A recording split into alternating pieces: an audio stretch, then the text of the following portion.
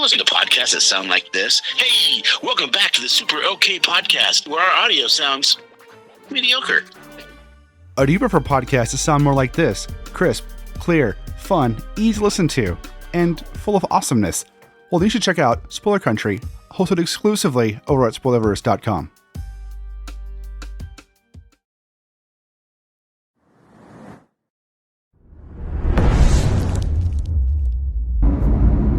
What's going on, everybody? Welcome back to Bridging the Geekdoms and Loki, episode 5, dropped today. Look, it wasn't a terrible episode. It really wasn't. It was enjoyable. I just expected more from the penultimate episode for what I'm hoping and expecting the finale to be an absolute balls-to-walls epic showdown between Loki, Sylvie, Mobius, getting names mixed up here, and whoever's in charge of the multiverse and the TVA.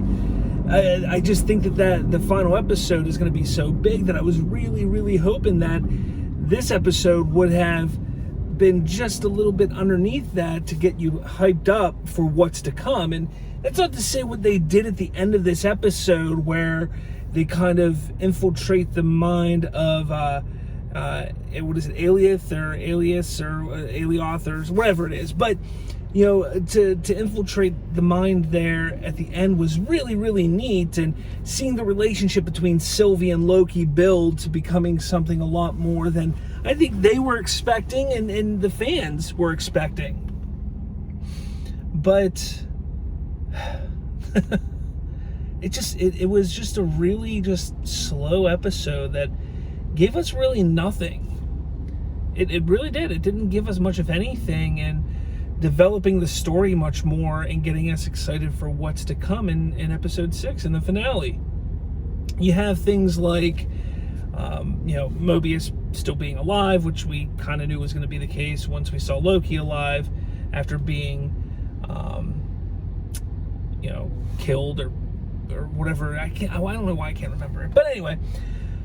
And then you have all this stuff going on with Sylvie, and you thought, okay, she's going to have to take him on and rescue Loki. So we knew that was going to happen in some form or fashion. But all this stuff going... Now, don't get me wrong. The great thing about this episode was it was an Easter egg smorgasbord. I mean, the amount of Easter eggs, if you were an eagle-eyed viewer of this episode, you were going to find so many different Easter eggs and nods and winks at comic book fans, Marvel fans, that it was a lot of fun to go back and watch again to try and find some of that stuff. My favorite, was the Thanos helicopter, the Thanos copter. That was just fucking hilarious, and the fact that they put that in there, because remember, in the comics, it's the most ridiculous thing in the world. Why is Thanos in a helicopter that says Thanos on the back? But that was comic books. That's what they did back in the day. They were just ridiculous, and people accepted it. But sitting here 30 years later, 40 years later, after they did that in a comic, you can sit there and laugh about it. And then the fact that they put it in live action in some form or fashion, just as a little nod, I thought was brilliant. But then there's some, instances where people are saying, oh, this is building up to revealing Kang as being the one in charge of everything. And that's quite possible it's the case, but I don't know. I mean, what do you think? Do you think... I still like the theory that a Loki variant is the one who put all this into effect, created the TVA, everything like that, because there's been so much focus on the Loki variant of things. I also like the idea that Mobius is technically a Loki variant. That'd be cool to see as well if that were to play out like that, but it's probably not, but who knows? Who the heck knows at this point? Are we going to find it? In my opinion, Mobius' story has kind of come to a halt at this point, and I think it's going to be something that, if we get a season 2 of Loki, which I really hope we do, that Mobius' story is continued I think there's a lot that would, if they're not doing a season 2, this upcoming episode 6 has a lot to complete and wrap up in a nice little, present for the fans. And I just don't think that there's enough time, or even if there's, I don't think it's a good idea to do it like that. I think what they need to do is they need to kind of push this idea that there's going to be more with these characters later on. So that's what I'm really, really looking forward to. I can't wait to see what episode 6 brings. But episode 5, like I said, it was just a little disappointing. I liked the younger Loki, the alligator Loki, the older Loki. I liked that little aspect there, but I was kind of disappointed in President Loki literally having like 3 seconds of screen time, and he was used in so much of the marketing for this. I was really hoping, and honestly, I get that it's a variant, but I was really, really hoping that this Loki, real Loki, had to do some shenanigans and dress up as that character and lead a group of variant Lokis into battle or something. Like, that would have been cool to me to see. So the fact that it just turned out to be some president of this end of time era moment in history or future, or whatever you want to call it, on the timeline, to me, I just feel like it was a little, I was hoping for more from that. And I think that's kind of what this whole episode was, is it was just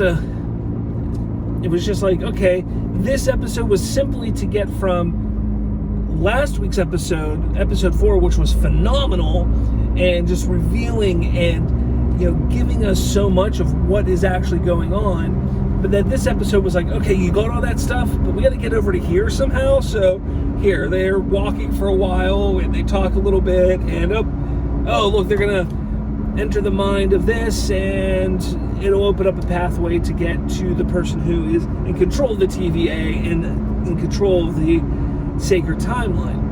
But then my other question that has yet to be answered, unless maybe I missed it in last week's episode, but Sylvie set off all those Nexus events.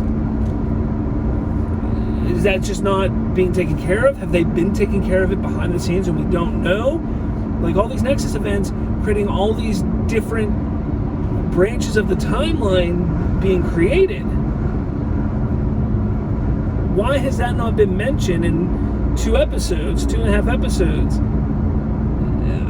Again, maybe I missed it. I don't know. I've watched every episode 2 or 3 times. I don't think I missed it, but maybe I did. Let me know your thoughts and feelings on episode 5 of Loki. It wasn't the best episode. It also wasn't the worst. Definitely the worst was 2 episodes. Episode 3 was definitely the low point of the series. But again, it's not.